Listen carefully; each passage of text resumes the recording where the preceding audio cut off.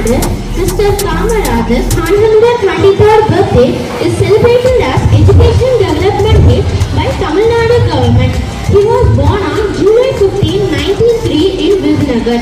He was the Chief Minister of Tamil Nadu for 9 years.